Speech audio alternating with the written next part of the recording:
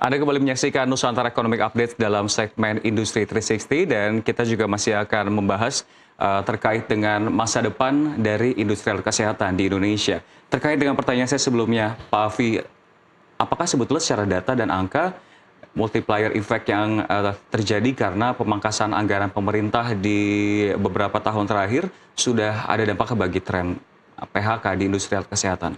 Ya, kalau kita bicara pemutusan hubungan kerja atau PHK, kami secara data real kami belum dapat menyampaikan. Namun secara survei kami telah melakukan survei kepada member kami secara internal karena Gakes Lab Indonesia adalah asosiasi yang mewadahi 1.500 perusahaan yang berkecimpung di ekosistem alat kesehatan seluruh Indonesia. Mulai dari produsen, distributor, sampai dengan konsultan, sampai dengan kalibrator, perusahaan yang melakukan kalibrasi. Kami telah mensurvei, ada beberapa perusahaan yang telah masuk ke kami hasilnya bahwa sudah banyak perusahaan yang merencanakan untuk melakukan pengurangan tenaga kerja. Hal ini akan berdampak sudah pasti kepada kelangsungan dari perusahaan itu sendiri. Jadi secara internal survei kami sudah lakukan dan sudah banyak data perusahaan anggota kami yang menyampaikan rencana wacana pengurangan tenaga kerja. Seperti itu, Rian. Lantas, dengan tadi sebelumnya Anda telah menyampaikan soal MBG. MBG itu kan sejak pertama kali diturunkan, disampaikan, diimplementasikan hingga sampai saat ini. Apakah memang bagi Gakes Lab sendiri atau industri kesehatan ini juga sudah mendapatkan efeknya sampai sekarang atau masih belum terasa? Ya, efek secara langsung belum kami dapatkan karena kami dari sektor alat kesehatan. Makan bergizi gratis merupakan program yang saya rasa sangat baik, cukup baik begitu. Namun demikian, seperti tadi Rian sampaikan, harus diukur tingkat keberhasilannya. Bagaimana mengukur tingkat keberhasilannya? Setelah diberikan MBG, tindak lanjut apa yang harus dilakukan? Kita harus melakukan pengetesan apakah memang masyarakat atau siswa-siswa ya yang telah diberikan MBG memang telah tercapai peningkatan baik gizi maupun tinggi badan ataupun berat badan. Nah, itu yang harus kita coba ukur. Dari situ kita bisa, dari asosiasi kami bisa menyampaikan kami memiliki berbagai alat kesehatan untuk dapat membantu melakukan pengecekan indikator tersebut. Mulai dari timbangan bayi, timbangan injak, timbangan untuk siswa-siswi tadi, lalu pengukur tinggi badan bayi atau penunggu tinggi badan siswa-siswi tadi, ya itu harus kita cek begitu. Dan pengecekan itu harus juga terkoneksi dengan digital, apps, IoT, yang ke depan memang sudah banyak diimplementasikan oleh beberapa dinas kesehatan, memiliki aplikasi tersendiri untuk mengecek apakah masyarakatnya lewat dari garis stunting atau tidak begitu. Jadi arahnya akan ke sana. Mungkin kita beralih terkait dengan literasi dan juga pembahasan daya beli pemirsa dan juga Pak Afi. Ya. Banyak sampai sekarang nih yang menyebutkan bahwa banyak yang ragu sebelum menggunakan alat kesehatan lokal dibandingkan produk-produk lain. Ya. Bahkan salah satunya pun yang mengkonfirmasi memang Kemenperin pun menyatakan bahwa banyak yang menyatakan meragukan untuk menggunakan alat kesehatan lokal. Bisa diberikan literasinya kepada masyarakat, tanggapannya seperti apa? Oh ya, baik. Mungkin begini, kualitas dan keamanan dari alat kesehatan itu gampang saja kita lihatnya. Apakah dia sudah memiliki nomor izin edar dari Kementerian Kesehatan? Apabila alat tersebut sudah memiliki nomor izin edar AKD, Alat Kesehatan Dalam Negeri dari Kementerian Kesehatan, sudah pasti terjamin kualitas mutu keamanannya. Karena pada saat kita meregistrasi produk di Kementerian Kesehatan, itu segala macam sertifikasi, kualitas produk, hasil laboratorium pengujian, itu semuanya dimintakan. Begitu. Jadi satu hal masyarakat tanya nomor izin edarnya, apakah sudah ada atau belum. Apabila memang sudah ada, sudah pasti keamanannya akan terjamin. Karena Kementerian Kesehatan juga secara ketat mengontrol, mengawasi dari distribusi alat kesehatan tersebut. Seperti itu. Jadi keraguan tadi, kami membutuhkan berbagai feedback dari masyarakat. Kalau kita mau berbicara, kita belajar dari negeri China, kita sangat hafal sekali dulu paradigma dari kualitas produk China seperti apa.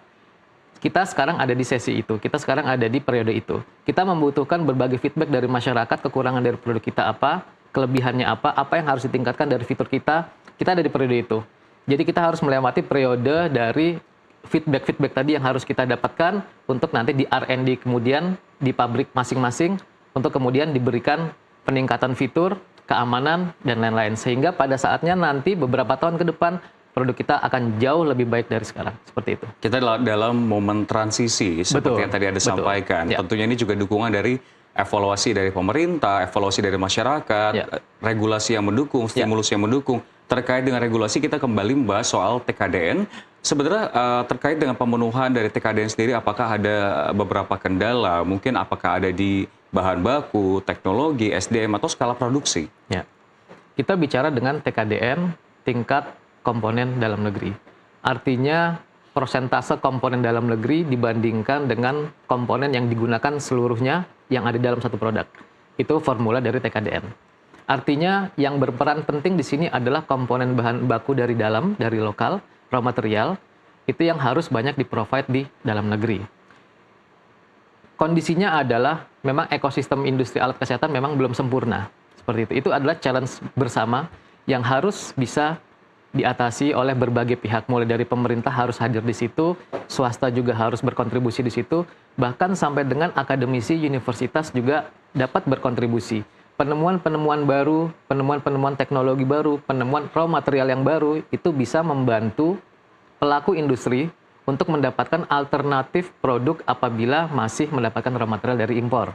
Jadi kita bisa menekan angka impor, juga menghadirkan alternatif raw material yang ada di Indonesia. Inilah yang menjadi PR. Dan tadi kita sedang dalam masa transisi ini. Kita membutuhkan support dukungan dari berbagai ekosistem yang ada di Indonesia. Tidak bisa berjalan dalam 2-3 tahun. Ini harus dari puluhan tahun ke depan.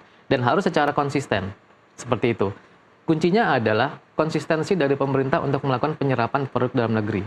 TKDN ini tidak hanya di Indonesia, Rian. Dilakukan lebih dari 40 negara di luar sana yang juga sangat umum untuk melakukan proteksi terhadap pasar dalam negerinya masing-masing. TKDN kalau kita ingat beberapa bulan yang lalu juga menjadi salah satu topik dalam topik tarif US reciprocal yang mana menjadi salah satu bahan pembicaraan TKDN. Artinya apa? Kebijakan Indonesia ini sudah sangat efektif untuk bisa mensubstitusi produk impor. Dalam tanda kutip adalah produk yang memang sudah bisa diproduksi di dalam negeri. Namun demikian yang namanya ketahanan dalam negeri memang tidak bisa lepas dari produk impor dan produk lokal, Rian. Artinya produk impor tetap kita butuhkan untuk produk-produk yang belum bisa diproduksi di dalam negeri, dan untuk produk yang high-tech itu mungkin kita memang masih memerlukan produk impor.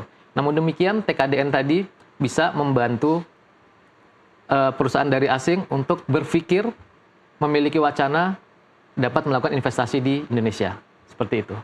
Baik, jadi itu memang harapan. Mungkin singkat saja terakhir, regulasi yang saat ini diterapkan pemerintah, ada nggak yang menurut kacamata Anda ini menghambat perkembangan dari industri kesehatan atau justru yang ingin didompleng agar dipercepat? Ya, terkait dengan TKDN, implementasinya sudah sangat baik menurut kami. Jadi itu harus terus konsisten. Ada beberapa case yang memang harus secara mikro harus diatasi oleh masing-masing kementerian. Yang kedua adalah terkait dengan kebijakan tadi pemenuhan kebutuhan alat kesehatan terkait dengan pengadaan.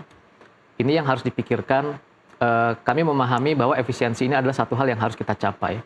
Namun demikian kita harus berpikir dari sisi yang berlawanan. Efisiensi ini apakah juga mengorbankan teman-teman industri yang sudah melakukan investasi yang mungkin tidak bisa masuk ke beberapa pengadaan tersebut. Investasi yang sudah dikeluarkan, material yang sudah dikeluarkan, sumber daya manusia yang sudah dibuat dalam perusahaan tersebut, itu cost-nya ada juga. Jadi ini harus imbang. Sebagai pemerintah harus bisa melakukan balancing mana kira-kira parameter yang harus diputar, mana yang tidak dulu, mana yang harus diputar lagi, mana yang tidak lagi, seperti itu. Jadi konsistensi penyerapan produk dalam negeri ini harus konsisten sepanjang tahun. Tidak bisa tahun ini iya, tahun depan tidak.